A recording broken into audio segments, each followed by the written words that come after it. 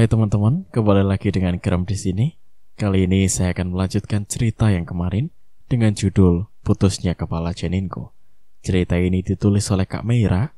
Jadi buat kalian yang ingin membaca ceritanya secara langsung, kalian bisa kunjungi link dan profil yang sudah saya sertakan di deskripsi. So, langsung saja kita ke ceritanya. Pak, semenjak mereka pergi, hati ibu tidak tenang. Tapi Bu, sejak kepergian mereka, rumah ini juga tenang dan nyaman. Tantri tidak lagi merasakan kesakitan, tidak lagi merasakan was-was. Ibu dengar, Arimbi tidak menyukai kehadiran mereka di rumah ini. Harusnya ibu tahu kalau... Paman. Rangga menghentikan ucapannya kalau suara seseorang memanggilnya. Terlihat Danur tengah berdiri di ambang pintu dengan wajah menatap Rangga. Danur sedikit menggeleng, membuat Rangga mengusap wajahnya. Hampir saja ia keceplosan dan membuka rahasia yang sengaja Rangga dan Danur tutupi dari Mirna. Danur, ada apa? Bagaimana keadaan Tantri? Apa perutnya masih suka sakit? Tidak, nak. Sepertinya sejak kepergian Dirga, sosok itu sudah sedikit jauh dari rumah kita. Iya, Mas. Tantri juga merasa rumah ini kembali nyaman. Tapi apa? Mas, kemarin aku sempat melihat bayangan seseorang, persis seperti Mbak Arimbi. Tapi di saat malamnya aku bermimpi jika Mbak Arimbi tengah memakan sesuatu. Sesuatu? Tantri pun menceritakan di mana malam itu ia bermimpi bertemu Arimbi yang tengah membawa gumpalan daging merah yang begitu anyir.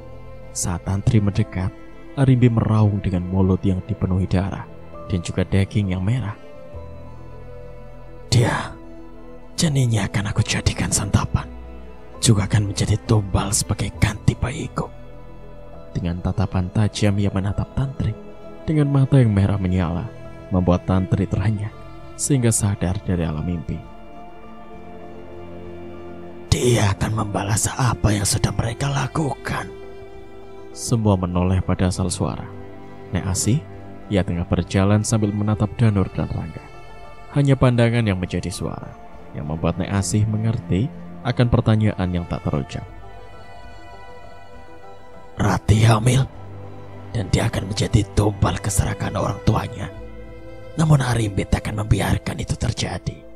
Justru ia akan membalasnya pada gadis itu. Apa? Nek Asih mengangguk. Suara benda terjatuh membuat mereka menoleh. Namun bersamaan dengan itu, lampu ruangan hidup dan mati. Loh, Pak, ada apa ini? Dia ada di sini, lirih Nek Asih. Siapa? Tidak ada sautan, hanya keheningan dengan lampu yang terus mati dan menyala. Tak lama tercium aroma bau tak sedap.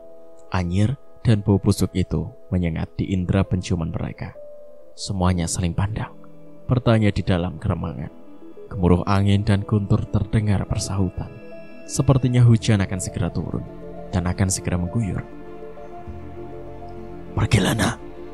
Lakukan apa yang ingin kau lakukan, ucap Nek Asih yang seketika membuat lampu kembali tenang dan menyala. Perlahan bau anyir dan busuk itu pun ikut menghilang, berganti dengan aroma bunga melati yang menguar sangat kuat. Dia marah karena kehamilan Rati akan dijadikan sebuah alasan untuk kembali merebut segalanya. Namun apapun yang akan terjadi, kalian harus ikhlas. Jika semua berbeda dengan alur yang diinginkan Dirga. Maksud nenek? Siapa yang nenek maksud? Arimbi? Nek Asih mengangguk. Pandangannya lurus menatap angin dan guyuran hujan di luar jendela. Dia akan mati. Mati dengan sangat mengenaskan. Mereka akan mati. Tidak lama lagi semua akan mati. Semua terpaku mendengar ucapan Nek Asih yang terlihat sangat berbeda. Wajahnya pucat, bahkan tatapannya sangat dingin dan kosong. Danur mendekat secara perlahan, menatap netra Nek Asi dengan lekat. Namun saat pandangan itu bersatu, Danur, mereka yang membunuhku, mereka yang menumbalkanku dan bayi kita, Mas. Semua orang terkejut mendengar perkataan Nek Asi yang serak dan berat. Suaranya bahkan tidak mirip dengannya. Namun mereka semua mengenali suara yang baru saja didengarnya. Itu suara Arimbi, Danur, lirih Marni. Arimbi, benarkah? Mereka yang membunuhku, mereka yang menyakiti dan menyiksaku. Mereka bahkan ingin menumbalkan cucunya. Pekik Arimbi yang membuat Marni dan Tantri terperangah sambil menutup mulutnya. Mereka semua terpaku menatap Nek Asi yang berderai air mata. Wajahnya sangat sayu dan pucat, membuat Danur percaya jika istrinya saat ini bangkit untuk memberitahukan segalanya. Mereka takkan bisa menumbalkan cucunya, karena janin itu akan menjadi milikku. Mereka akan mati di tanganku. Mereka akan merasakan kesakitan yang lebih menyakitkan. Danur tak bersuara. Tenggorokannya seakan tercekat. Lidahnya keluh melihat aungan Nek Asi yang tengah ia lihat sebagai Arimbi. Danur dapat melihat wajah Arimbi di tubuh Nek Asi. Kesedihan, kemarahan, bahkan dendam sudah bersemayam di hatinya. Tatapannya Arimbi pun tak sangat dulu. Kini hanya pandangan kosong dan kesakitan yang Danur lihat di dalam dirinya. Bahkan ia saja tak akan bisa meluluhkan hatinya lagi. Arimbi, sayangnya Mas, lirih Danur dengan bibirnya yang gemetar. Jadi mereka... Ya, mereka yang membunuh ibu, ayah, dan bayiku. Mereka harus mati.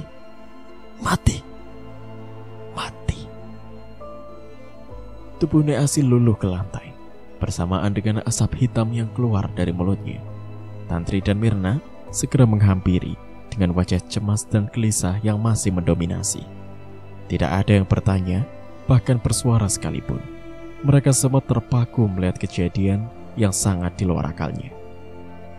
Nek, bangun Nek. Mirna mencoba menyadarkan Nek Asi dengan menepuk pipinya. Tantri dengan susah payah berjalan mengambil minyak telon dan memberikannya pada Mirna.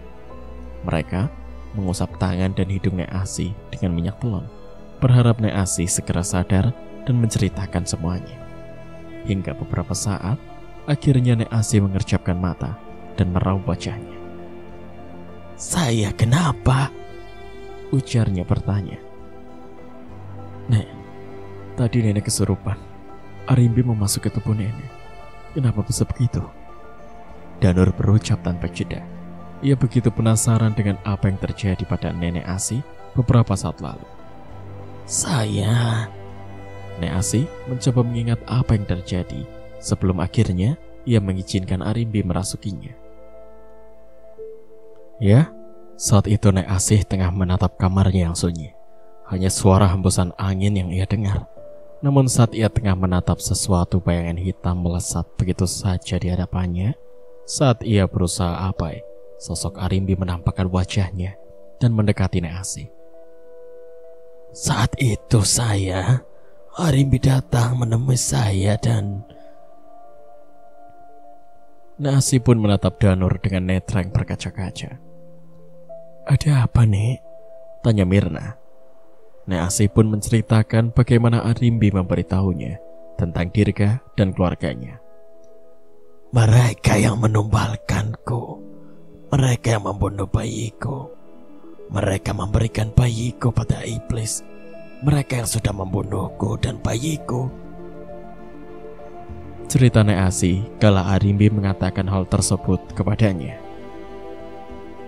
Mereka membunuhku, menumbalkan bayiku. Mereka ingin merebut semuanya dariku. Mereka jahat. Mereka harus mendapat balasan dan harus mati, Nek. Lanjutnya. Siapa mereka? Tanya Mirna. Dirga dan Gendis. Mereka bersekutu dengan iblis. Mereka ingin memiliki semuanya. Bahkan aku jadi korbannya, Nek. Cerita Nek Asih pada saat Arimbi mengatakannya. Gendis dan Dirga, itu berdua pamanmu? Arimbi mengangguk. Sontak saja Nek Asih terperangah. Ia merasakan sesuatu yang besar akan terjadi. Nek Asih berasumsi jika Arimbi sudah memiliki rencana untuk membalas dendamnya. Izinkan aku masuk ke tubuhmu, Nek. Aku ingin memberitahukan pada mereka jika aku akan membalas semua perbuatannya. Aku tak peduli jika mereka keluargaku. Suamiku harus tahu jika Dirga pembunuh bayi kami. Arimbi merubah dirinya menjadi kepulan asap dan masuk melewati mulutnya. Nek Asih tertunduk. Wajahnya menyeringai dengan goresan urat-urat kehitaman di wajahnya. Seluruh persendiannya meronta bak tulang patah. Tangannya melintir dan berputar. Perlahan, ia menatap pintu yang terbuka. Berjalan dengan langkah gontai dan kaki yang meleok-leok. Ia perlahan berjalan menuju ruangan di mana Danur dan yang lainnya tengah berkumpul. Tidak ada yang menyadari jika Nek Asih tengah kerasukan. Namun tak lama, ia memekik dan membuat semuanya tahu. Begitulah cerita Nek Asih pada saat kesurupan Arimbi. Jadi, Arimbi benar-benar mengetahui siapa pelakunya. Siapa? Mirna masih tak mengerti. Bahkan pikirannya sama sekali tak terfikirkan jika dibalik semua kejadian adalah adiknya sendiri. Jadi benar Dirga pelakunya, sambung Danur. Mirna menatap Danur dengan tatapan tajam dan penuh tanya. Bahkan netranya seakan terhalang oleh kaca-kaca bening di kelopaknya. Perlahan ia menatap Danur dengan lekat, lalu bertanya, "Apa maksud kamu, Danur?" Mirna menatapnya dengan hati dan perasaan gelisah.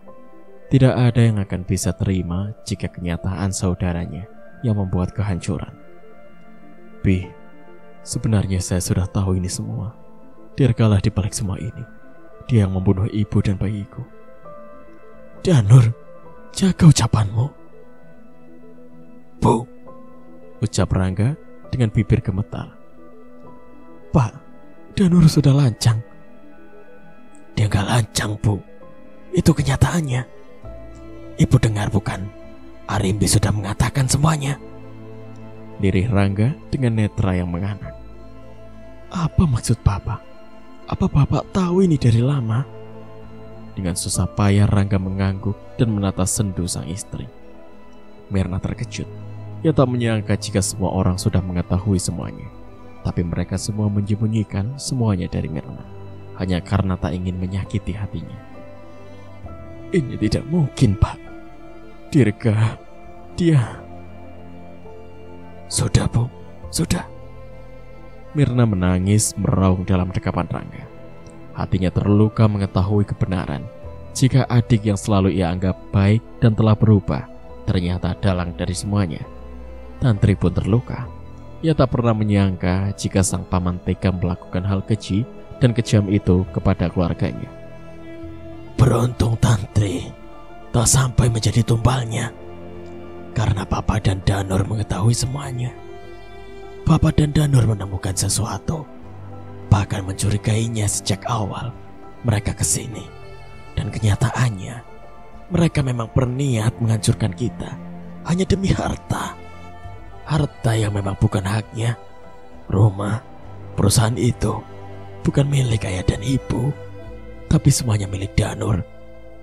Dan ia menduga jika Danur hanya mengurus dan menggunakan semuanya demi hidup enak. Dia salah, Bu. Kamu tahu kan bagaimana cara Danur merintis agar perusahaannya ayah tidak bangkrut. Semua itu demi Dirga. Ayah rela menghancurkan hidupnya demi dia. Tapi lihatlah sekarang. Cukup, Pak. Ibu paham. Ibu juga mengerti. Mirna terduduk. Bahunya bergetar dengan perasaan yang hancur. Selama ini ia percaya jika seburuk apapun sikap Dirga, ia tak akan sampai melakukan hal sekejam itu. Tapi nyatanya, kenyataan pahit terpaksa ia telan. Tantri pun memeluk Mirna dengan erat. Hatinya gelisah mengetahui semuanya. Rasa takut dan was-was mulai menghantui mereka. Ia takut jika bayi dalam kandungannya kenapa-napa.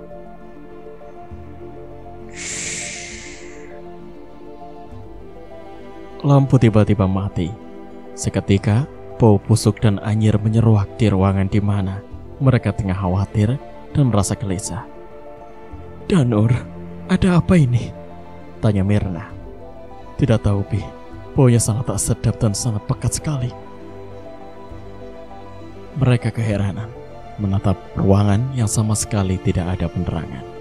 Myrna menekal erat tangan dan memeluk Tantri. Ia sangat khawatir dengan keadaan Tantri dan bayinya. Meski sebenarnya Myrna tahu jika Arimbi tak akan mungkin menyakiti Tantri dan dirinya. Suara keretakan benda yang diseret terdengar ngilu, dan samar mereka mendengar suara yang sangat ramai.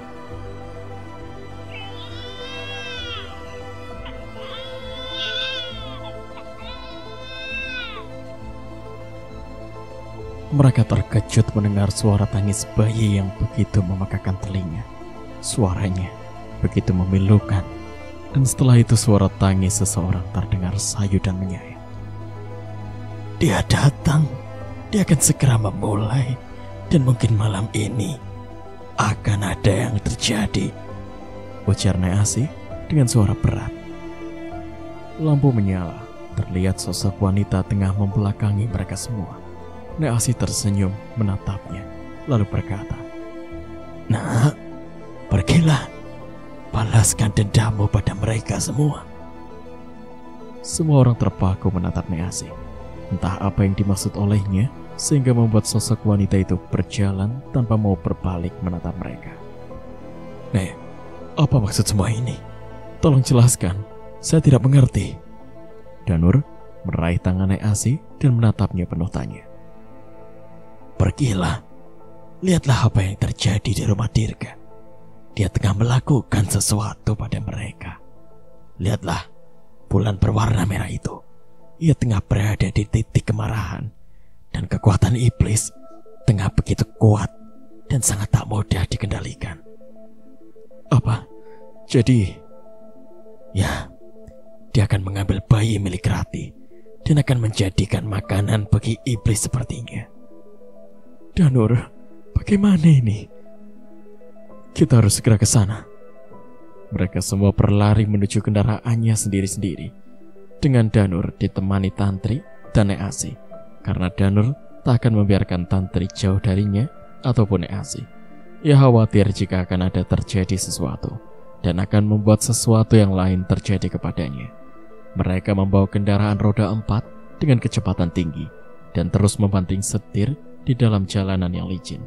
Ditambah jalan menuju kota harus melalui beberapa kilometer jalanan terjal dan juga hutan yang gelap. Pikiran mereka semua meracau tak kemana, berharap Arimbi belum menyentuh Rati sedikit pun. "Kenapa kamu begitu khawatir, Nak Danur? Dia memang sepatutnya menerima balasan dan menerima semua ini." "Nek, tapi yang bersalah orang tuanya. Rati tidak tahu apa-apa. Arimbi tidak boleh membalas orang yang salah." "Kau salah, Danur. Rati adalah orang yang sudah dengan kejam membunuh mertuamu. Dialah yang menyiksanya, sampai dengan senyuman dia juga menghabisi nyawa Wulan." Bagai sambaran petir yang begitu mengenai hulu hatinya, Danur terpaku dengan pandangan yang masih fokus menatap jalanan. Tantri menutup mulutnya mendengar apa yang dikatakan Nyai Asih. Ia begitu terkejut juga tak percaya kebenaran itu begitu pahit dan menyakitkan. "Kenapa nenek bisa mengatakan itu? Apa ada buktinya?" lirik Tantri. "Saya yang mendengar semua pembicaraan mereka. Waktu itu saya tengah berada di dapur, namun Dirga, Gendis, dan Rati tengah membicarakan cara mendapatkan janin kamu, Tantri. Namun Rati saat itu menolak karena tak ingin ketahuan. Ia mengaku ketakutan saat melihat jasad Wulan yang tengah menatapnya dengan tajam. Rati juga mengakui jika ia terus mengingat bagaimana dirinya yang kejam sudah berani membunuh Wulan. Dan saat kau melihat Damar, ialah Dirga dan Gendis. Bahkan Ronia pun di sana. Mereka membawa beberapa orang teman untuk membantu melancarkan semuanya. Tapi sayangnya, ketika teman mereka sudah mati, Arimbi sudah lebih dulu membunuh mereka dengan caranya. Namun kematian mereka takkan pernah ada yang mengira jika mereka terbunuh karena mereka mati dalam keadaan berkendara. Astaga, jadi selama ini kita hidup bersama seorang pembunuh, tapi tidak ada yang menyadari itu. Benar. Maaf saya berani mengatakan ini sekarang. Karena malam ini dan malam-malam seterusnya, Arimbi akan tetap membantai mereka yang sudah melakukan kejahatan kepadanya. Membantai? Apa mereka semua akan mati? Nasi mengganggu. Sekeras apa kalian menghentikan Arimbi? Semua sudah terlambat.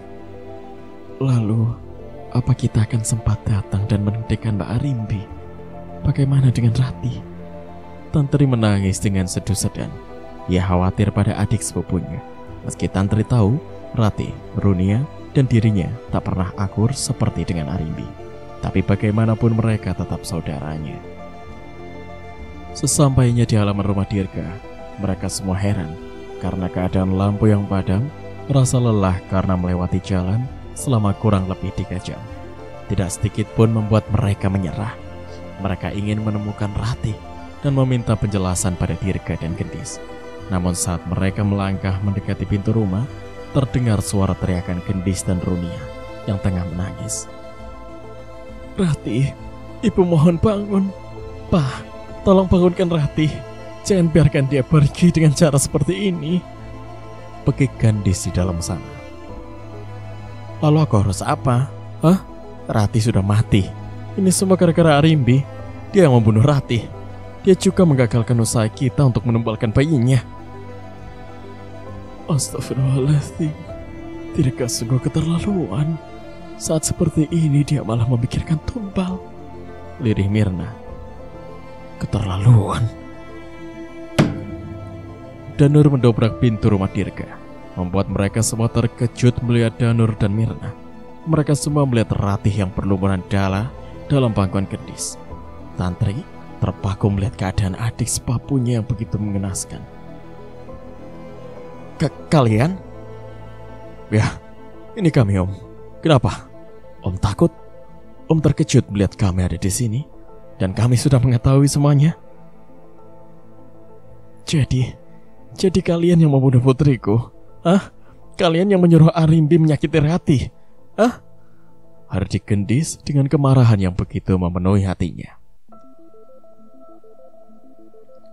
Kenapa Bibi marah?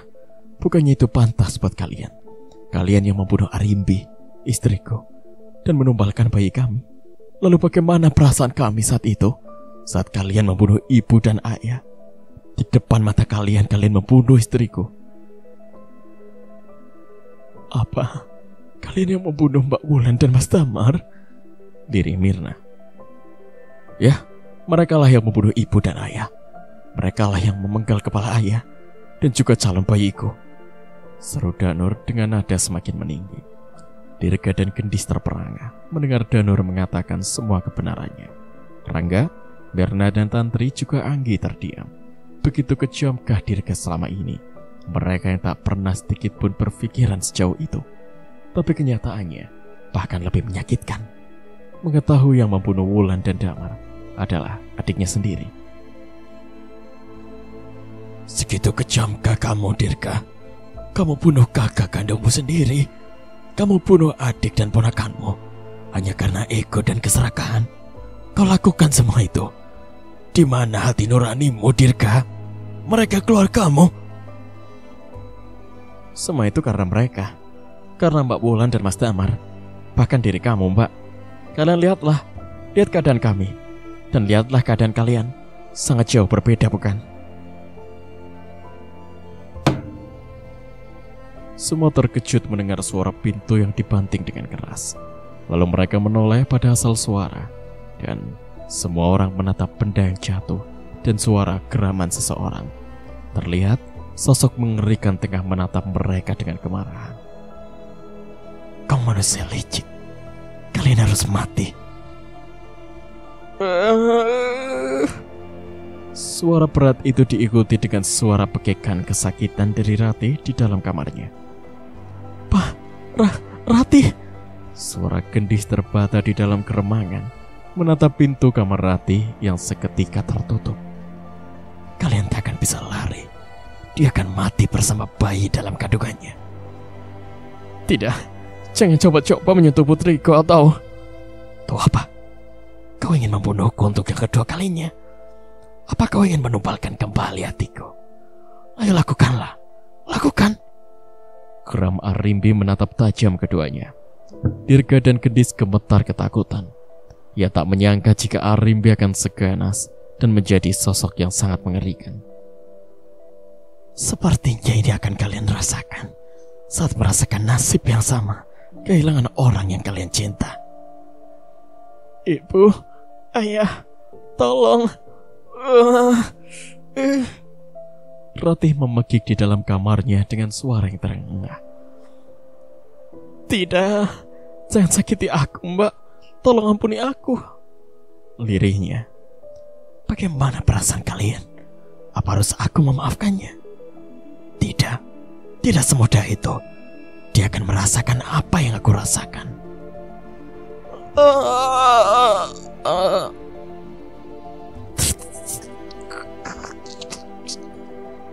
Semua orang kembali diam dengan pandangan saling tatap. Mereka semua menelan salivanya dengan susah payah. Pa, apa yang terjadi dengan Ratih? Aku lebih pusing mendengar kau. Kadang kau panggil aku papa, kadang kau juga ayah. Tidak bisakah kau memanggilku satu saja? Astaga, kau malah mempermasalahkan ini di saat seperti ini. Lihatlah, karena ulahmu Ratih menjadi korban. Dia bukan korban. Ini memang persetujuan kita semua. Dan jika seharusnya ia memang menjadi tumbal, itu dia. Tantri yang berdiri di samping Mirna pun menunjuk dirinya sendiri. Ia menatap mereka semua dengan bergantian. Aku? Ya, kamu Tantri. Tapi semuanya selalu gagal dan gagal. Kurang ajar. Biadab kau. Kurang ajar. Danur merasa kesal dan marah saat tangan Dirga menunjuk pada Tantri yang kian memuncak. Dengan amarah yang membara, Danur memukuli Dirga hingga bibirnya mengeluarkan darah dan wajahnya lebam. Gendis memekik dengan wajah cemas dan ketakutan. Ia terlihat khawatir menatap Danur. Pikirannya berkelana melihat Dirga dan juga Ratih yang terus memekik. Hentikan Danur. Lebih baik sekarang bantu Bibi menyelamatkan Ratih. Arimbi mau membunuhnya. Tolong Ratih, Danur. Pintanya menatap Danur dengan memelas. Untuk apa aku menghentikan Arimbi? Dia pantas mendapatkan balasannya. Sautnya dengan tenang. Maksud kamu? Saya tahu semuanya. Saya tahu juga dia ikut andil dalam pembunuhan ayah dan ibu. Bahkan dengan sadis ialah yang menembak dan memenggal kepalanya. Gendis membulatkan mata dan menutup mulut dengan kedua tangannya. Ia tak percaya jika Danur akan mengetahuinya. Setahu ia saat itu, di sana hanya ada mereka, tanpa ada siapapun lagi. Itu tidak benar, Danur. Sudahlah, Pi. Semua sudah jelas dan kami sudah tahu. Beruntung semua itu tak terjadi kepadaku. Jika terjadi, bagaimana perasaanku? Bagaimana nasib ibu dan ayah? Apakah mereka juga harus bernasib sama? Sambung Tantri dengan menatapnya penuh kecewa. Ia menggeleng lemas. Kecewa dan marah itu yang ia rasakan, namun tak bisa berbuat apa-apa. Ibu, semuanya kembali tersentak oleh suara Ratih yang kembali memekik dan seolah melemah. Gendis tak peduli pada mereka yang sudah terlanjur mengetahui segalanya. Ingin menyangkal pun semua percuma. Ia lari menuju kamar Ratih, meninggalkan Danur, Mirna, dan yang lainnya. Nek Asih menatap seluruh ruangan yang begitu panas auranya.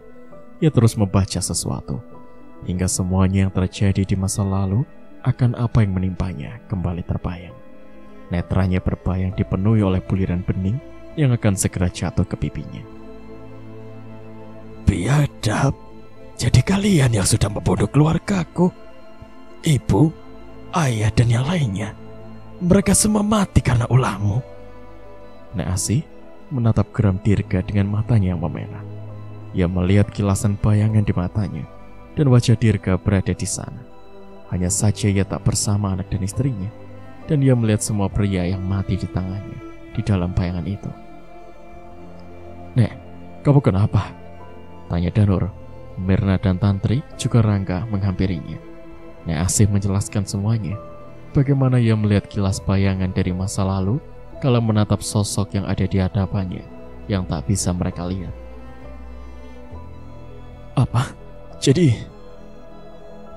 "Iya, Nada Nur. Dialah yang membunuh suamiku, bayi dan keluargaku." Nek Asih menangis di dalam pelukan Danur. Rasa sakit, perih dan kehancuran itu kembali ia rasakan. Amarah itu kembali mempuncak dan seolah membuatnya emosi yang meningkat.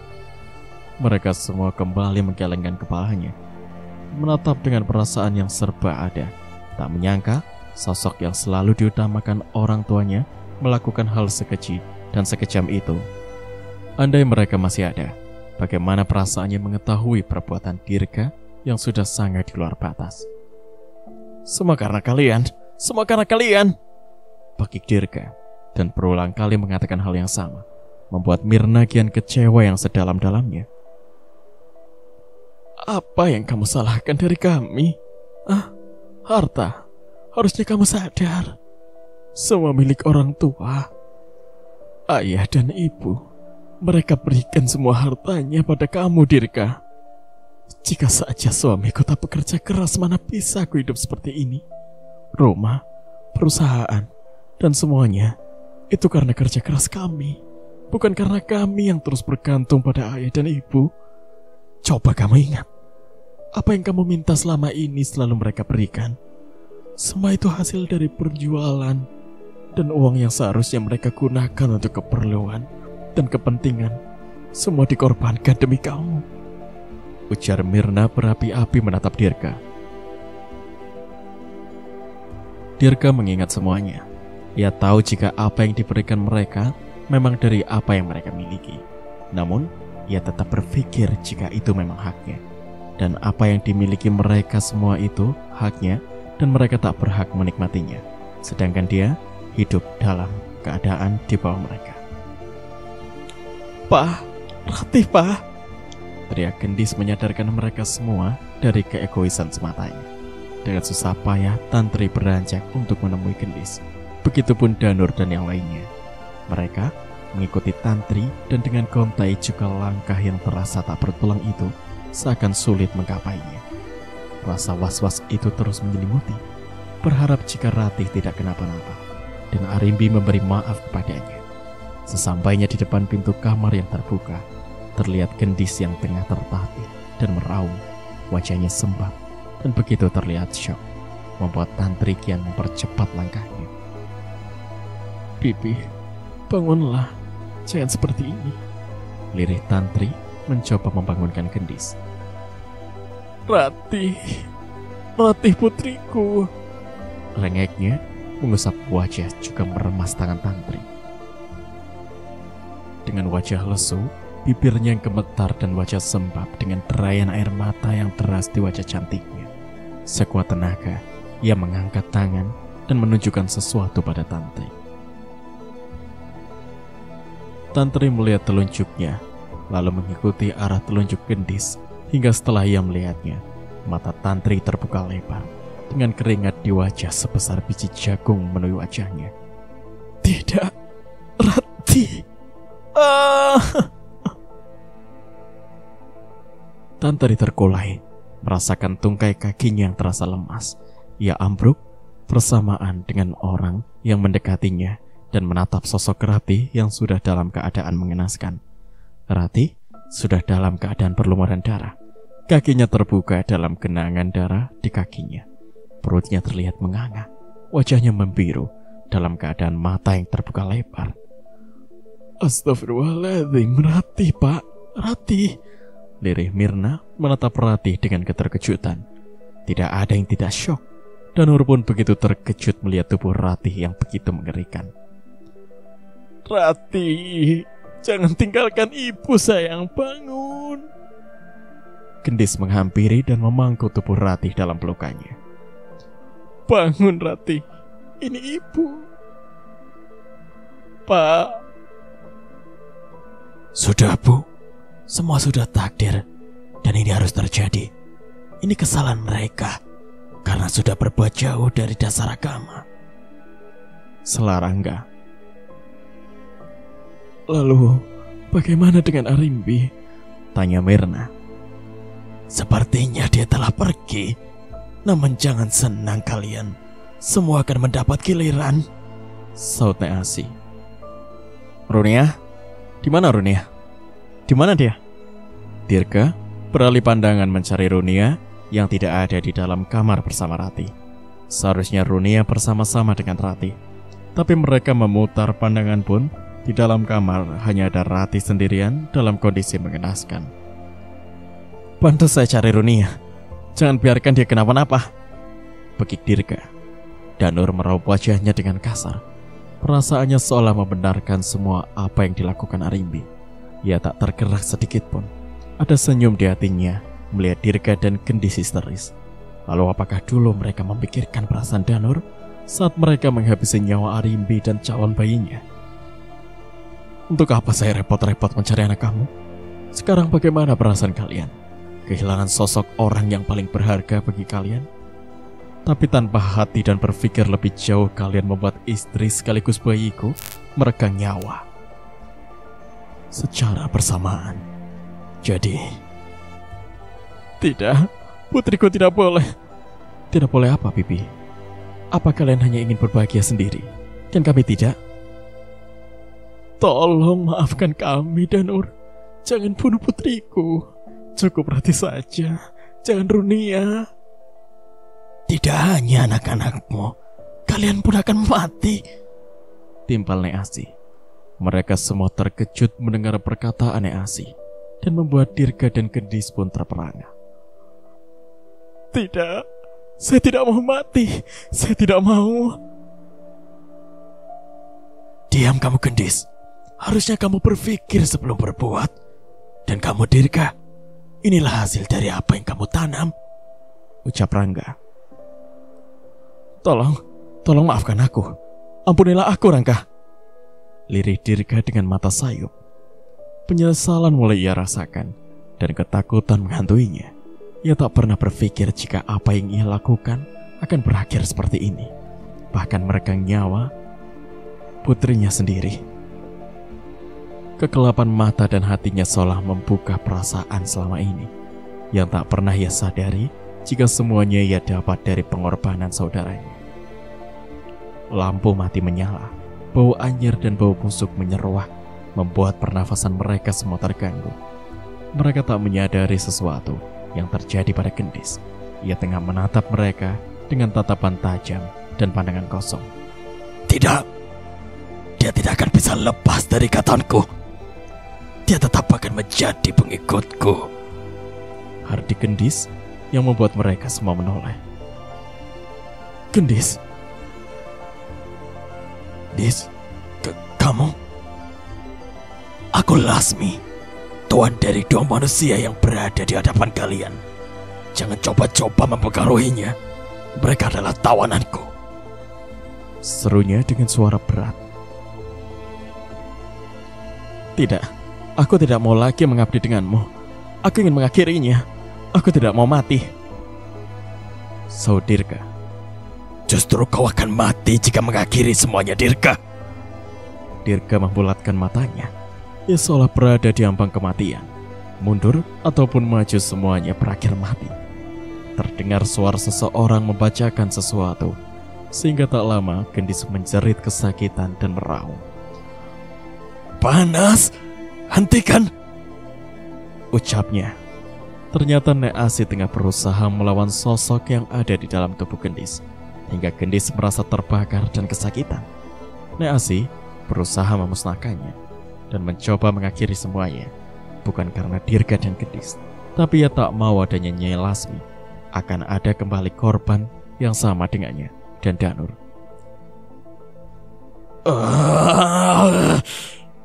Suara dari pekikan Gendis adalah akhir dari kehidupan Nyai Lasmi. Ia hangus terbakar bersamaan dengan tubuh Gendis yang ambruk ke lantai. Dis, bangun. Dirga merangkul Gendis dengan wajahnya yang sayu dan dipenuhi oleh air mata. Semuanya merasa lega karena Nyai Asih berhasil mengusir iblis yang selalu menyusahkan warga. Hari sudah berganti. Rumah Gendis tengah dipenuhi oleh warga untuk berbelasungkawa dari mengucapkan simpati atas kepergian Rati. Tubuh Rati sudah dibersihkan dan dimandikan. Hanya tinggal menunggu Gendis dan yang lainnya siap untuk mengantarkan ke pemakaman. Kok sejak tadi saya nggak lihat Runia ya? Tanya Bu Arin, tetangga Gendis. Iya, Bu Arin, saya juga dari tadi mencarinya, tapi dia nggak kelihatan. Kira-kira kemana ya? Saud Bu Ningsih. Pak, maaf, kok saya tidak lihat Runia ya sejak pagi. Di mana dia, Pak? Tanyanya pada Rangga. Runia, dia di kamar, Bu. Sepertinya masih sangat terpukul atas kepergian Rati. Saud Bu Yati yang datang dari dalam kamar Runia. Danur dan Rangga terpaku mendengar kata-kata Bu Yati. Setahunya Runia belum ada pulang dan tidak diketahui keberadaannya. Apa Ibu bertemu Runia? Tanya Rangga. Iya, dia di dalam. Sepertinya masih sangat syok, belum mau bicara. Iya, mereka kan sangat dekat ya. Setahu saya, Runia itu sangat menyayangi Rati. Dan juga sebaliknya, saya sering memperhatikan mereka kalau berada di halaman. Bu Arin ikut bicara sambil menatap jasad Rati yang terkujur kaku di depannya. Mereka semua tahu jika Rati dan Runia sangat rukun dan akur. Meski sesekali ada perselisih pahaman, tapi Rati selalu membuat Runia baik-baik saja dan mencoba mengalah. Tanpa mereka tahu jika Runia dan Rati juga yang terlihat baik, justru mereka adalah seseorang yang mampu menghapuskan nyawa saudaranya sendiri. Rati, Ibu mohon bangun, Nak. Seru Gendis yang kembali meraung merangkul jasad Rati. Bu, tolong jangan seperti ini. Kasihan Rati kalau seperti ini terus. Dia harus segera kita makamkan, tegur Dirga. Tidak, jangan bawa dia. Dia hanya tertidur. Semua orang menggeleng. Merasa iba juga kasihan melihat Gendis yang bagaikan orang tak waras. Keadaannya sangat mengkhawatirkan. Rambut dan pakaiannya sangat acak-acakan. Bahkan wajahnya pun sudah pucat dan sangat bias. Ia terus histeris tak merelakan kepergian Rati. Penyesalan dan segalanya tak akan mampu merubah segala yang sudah terjadi. Meski ia harus menangis darah sekalipun, Rati tak akan pernah kembali dan memeluknya. Sisa kekecewaan, penyesalan, dan hanya kesakitan yang ia rasakan. Kehilangan Rati dan Runia baginya kehilangan separuh nyawa dan kehidupannya. Sudah Bu, kita bawa dan segera makamkan sebelum terlalu siang. Rangga meminta warga segera bersiap untuk membawa Rati ke pemakaman. Setelah beberapa saat disolatkan, mereka semua bangkit dan menggiring mengikuti para pria di hadapannya yang membawa keranda. Suasana sepertinya tengah bersantai, sehingga membuat warga tak merasa khawatir untuk segera mengantarkan Rati ke tempat terakhirnya. Hingga tak lama, mereka akhirnya sampai di sebuah pemakaman. Dengan lancar mereka melakukannya hingga selesai. Setelah berdoa, warga pun kembali dan bersiap untuk pulang. Karena suasana terasa sangat panas, seakan matahari berada di atas kepalanya. Terima kasih Pak, Bu, ucap Rangga pada semua orang. Sama-sama Pak, semoga yang tabah ya. Terima kasih Pak. Tolong, ada mayat, ada mayat. Mereka semua melihat sosok pria parubaya yang tergopoh-gopoh lalu menghampirinya. Ada apa Pak Jiwo? Tanya seorang pria bernama Farhan. Dengan nafas yang terengah-engah, pria parubaya itu mengusap wajahnya, lalu menarik nafas dan mulai berbicara.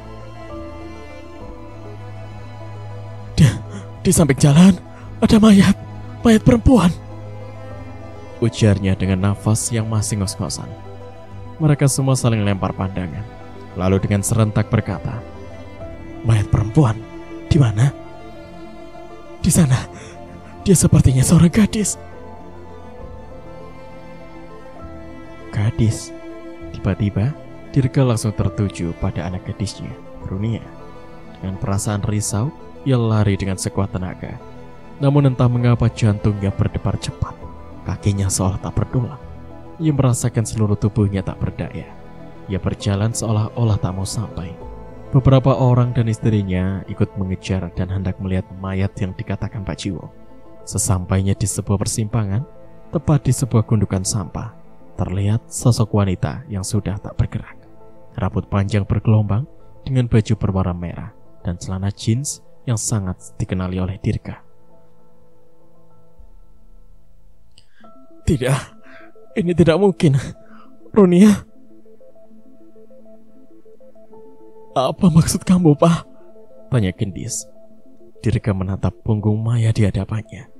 Dengan tangan gemetar ia mencoba membalikkan tubuhnya.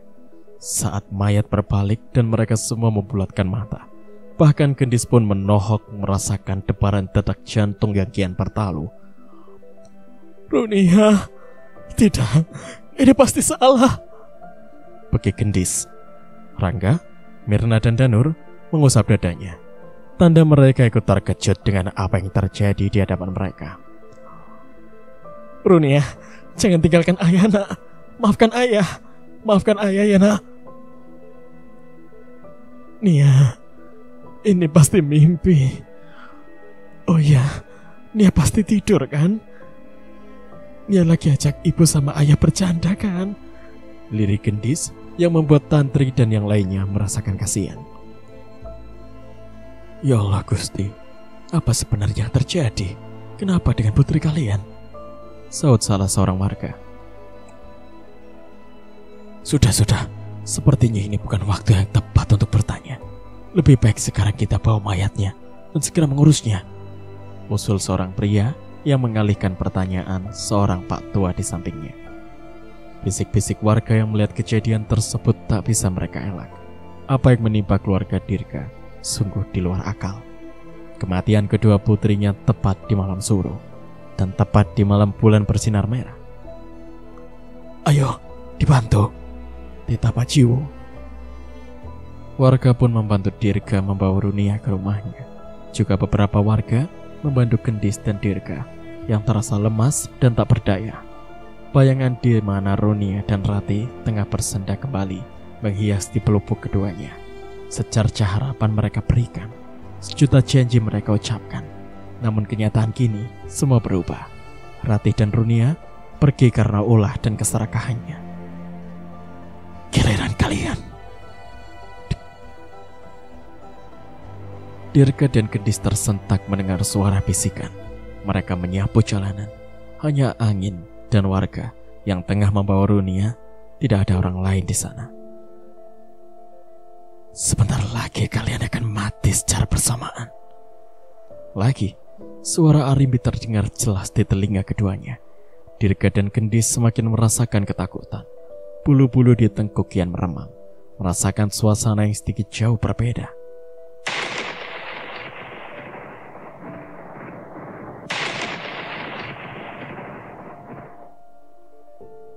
Astagfirullahaladzim, kok cuaca panas ada petir ya? Ucap seorang pemuda. Iya, ada apa ya? Tidak, kami tidak mau mati. Pergi Rimbi, pergi. Teriak Gendis dan Dirga secara bersamaan. Keduanya histeris sebagai orang gila, membuat semua orang yang melihatnya dengan tatapan aneh dan bingung. Danur dan Mirna menatap penuh kesedihan. Dan begitu pun Rangga. Mereka mengerti apa yang dialami Dirga dan Gendis saat itu. Danur menyapu sekeliling. Ada bau yang sangat ia kenal. Ia sadar jika Arimbi saat ini tengah berada di antaranya. Maafkan Tante Arimbi, jangan bunuh Tante. Maafkan saya, tolong ampuni saya. Maafmu tak berguna. 1000 kali kau meminta maaf takkan pernah mengembalikanku dan bayiku ke dunia. Jadi, kemaafanmu ku maafkan jika kau mati. Tidak, aku tidak ingin mati. Apa aku juga tak menginginkan itu? Tidak bukan? Tapi kau dan kau dengan kejam membunuh dan menumpalkan bayiku. Bahkan kau dengan kejam membunuh ayah dan ibu. Apa pantas kau berikan kalian maaf? Suara Arimbi menggema di telinga keduanya. Tidak ada yang mendengar dan melihat. Suasana yang cerah berubah menjadi suram. Rintik hujan pun mulai bercucuran dan membasahi jalanan. Mereka menatap langit yang berubah hitam. Awan pun bergulung seolah tengah dilanda kesedihan. Ia terlihat muram, seakan ingin menumpahkan airnya. Pak, kok suasananya berubah ya? Ini padahal masih siang. Tanya Mirna. Iya Bu, ini ada apa ya? Sambung Tantri. Mirna dan Tantri mencekal erat tangan Rangga. Ketakutan melihat Dirga dan Gendis kian menyergap. Dirga tergelincir. Ia jatuh seolah ditarik sesuatu. Begitupun Gendis. Ia ikut terjatuh karena jalan yang sedikit berbelok dan tinggi. Gendis, Dirga, teriak Mirna dan Rangga. Gendis dan Dirga memekik kesakitan. Meski turunan yang tidak terlalu tinggi, tapi sangat membuat mereka kesulitan untuk naik kembali. Gendis dan Dirga berusaha berjalan di tanah licin. Ada sebuah akar pohon yang menjuntai, sehingga Dirga dapat berpegangan. Kalian tak akan bisa lari. Kalian akan mati, seru seseorang yang berbisik di telinga keduanya.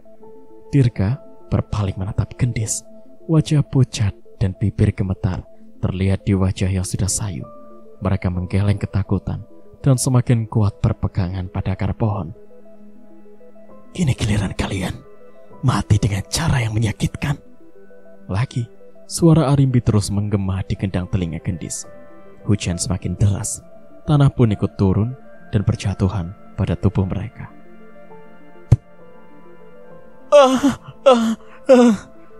Gendis berteriak kesakitan kala sebuah batu menimpa kepalanya dan kakinya mengenai sebuah akar hingga terluka. Warga dan yang lainnya kesulitan melihat ke arah mereka karena air hujan yang turun mengguyur dan angin sedikit kencang. Dis, Dirga, suara Mirna memanggil. Gendis dan Dirga masih sangat kesulitan. Bahkan wajah mereka sudah hampir dipenuhi tanah. Ayo Dis, sedikit lagi. Lirik Dirga menarik Gendis. Namun alih-alih mereka naik dan berhasil, kaki Gendis ditarik oleh sosok yang tangannya sangat menyeramkan dan dipenuhi oleh borok. Papa, kaki aku, Pak. Bekiknya menatap tangan dan juga kakinya yang ditarik paksa. Dirga mencoba menarik dan terus berpegangan pada akar pohon yang terus membantunya. Namun, tak mereka sadari akan pohon itu sudah hampir rapuh dari tanah dan bisa saja menimpa mereka dan membuatnya kembali celaka. Ayo Bu, naik. Tidak, kalian harus mati dan membayar segalanya. Tidak, lepaskan aku Arim. Tidak semudah itu. Matilah dan rasakan kesakitanmu di neraka. Tidak, lepaskan aku. Dirga, Dis, apa kalian tidak apa-apa? Seru Mirna. Lihatlah keluargamu. Mereka yang kau sakiti, tapi masih sangat peduli. Tapi tidak denganku, Paman. Nyawa harus dibayar dengan nyawa.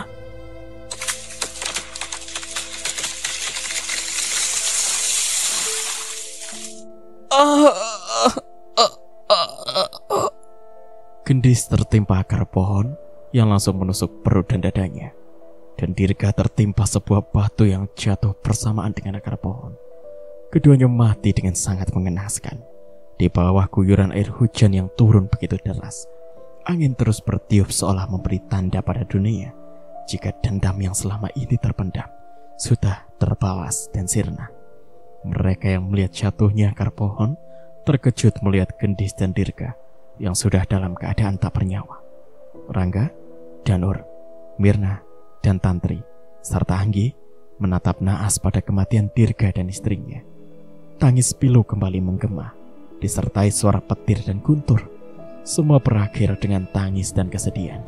Tidak ada yang menyesali segalanya. Ini adalah takdir yang sudah kehendaknya. Mereka hanya menerima dan pasrah dengan apapun yang dikehendakinya. Cerita pun berakhir. Sebelumnya saya ingin ucapkan terima kasih kepada Kak Mira yang sudah mengizinkan saya untuk membacakan ceritanya. Dan tak lupa saya ucapkan banyak terima kasih kepada kalian yang sudah selalu mendengarkan cerita yang saya bacakan. Sekian dari saya, Gram. Terima kasih.